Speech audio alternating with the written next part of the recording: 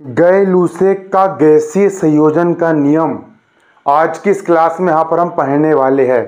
प्यारे बच्चों, आप यहाँ पर देख सकते हो कक्षा 11वीं की केमिस्ट्री, कक्षा 11वीं केमिस्ट्री का महाकाल बैच का एपिसोड नंबर 4, ठीक है।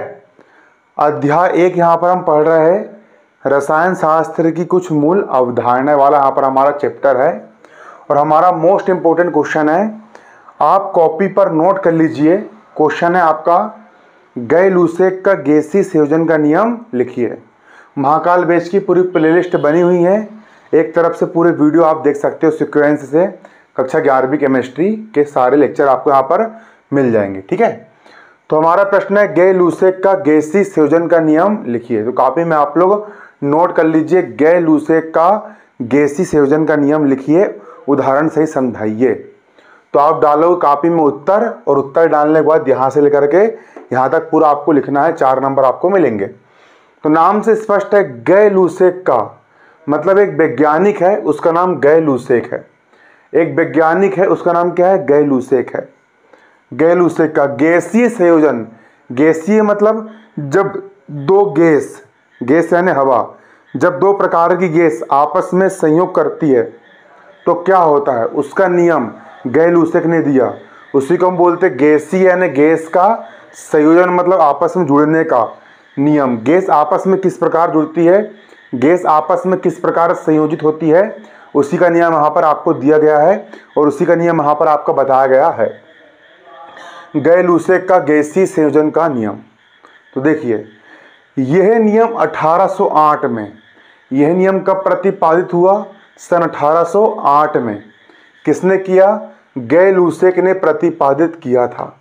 इस नियम के अनुसार, गए-लूसेक के गैसीय संयोजन के नियम के अनुसार, जब गैसें ये हो गई पहली गैस और ये हो गई दूसरी गैस, जब गैसें आपस में संयोग करती है, जब दो गैस आपस में संयोग करती है यानी आपस में जुड़ती है ना, तो उनके आयतनों में सरल अनुपात होता है। जैसे कि एक गैस होगी यहाँ पर H2 यानी हाइड्रोजन, और दूसरी गैस होगी Cl2 मतलब क्लोरीन।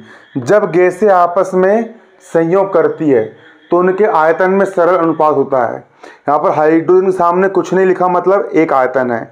यहाँ पर क्लोरीन के सामने भी कुछ नहीं लिखा है, मतलब यहाँ पर भी एक आयतन है। तो एक आयतन और एक आयतन, तो उनके आयतन में सरल अनुपात है, 1:1 सरल अनुपात है ना। और यदि उनके संयोग से बना हुआ पदार्थ भी गैस हो, और जब दो गैस आपस में जुड़ गई और दोनों गैसों के संयोग करने से जो बनने वाला नया पदार्थ है, अगर वो भी गैस है, जैसे कि यहाँ पर H2 गैस, हाइड्रोजन गैस और क्लोरीन गैस के जुड़ने से क्या बन गया? यहाँ पर H का हो गया H और Cl का हो गया Cl, ठीक है ना। यहाँ पर हाइड्रोजन 2 है और यहाँ पर क्लोरीन भी 2 है, तो यहाँ पर हाइड्रोजन भी 2 हो गए, 2 सामने लगा मतलब हाइड्रोजन भी 2 हो गए और क्लोरीन भी 2 हो गए।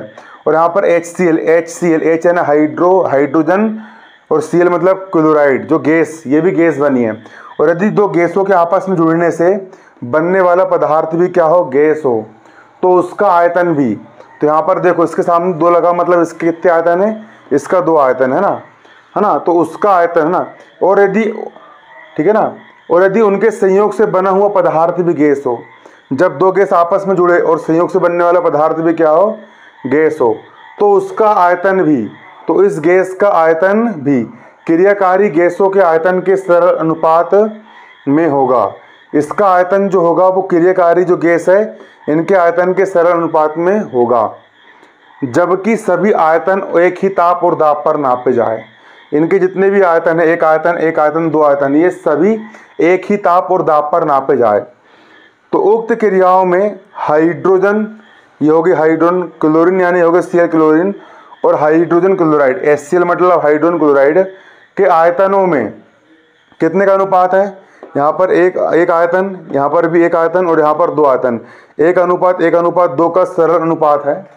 मतलब कुल मिलाकर के ये कहा गया है कि जब गैसें आपस में जुड़ती है तो उनके आयतन में सरल अनुपात होता है, जैसे 1:1।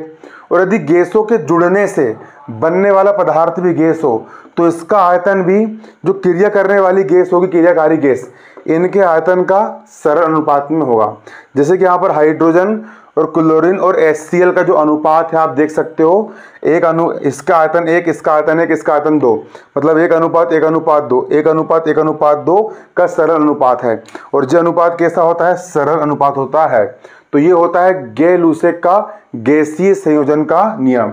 जब गैसें आपस में संयोग करती है तो उनके आयतन में सरल अनुपात होता है, और यदि गैसों के संयोग करने से बनने वाला पदार्थ भी गैस हो तो उसका जो आयतन रहेगा वो भी क्रियाकारी गैसों के आयतन के सरल अनुपात में होगा। जैसे कि 1 अनुपात 1 अनुपात 2, इसको पूरा लिख लीजिए, पूरा नोट कर लीजिए और उसको आप याद भी कर लीजिए। अगला जल्दी एपिसोड 5 आपको यहाँ पर जल्दी देखने के लिए मिलेगा। धन्यवाद। जय हिंद, जय भारत।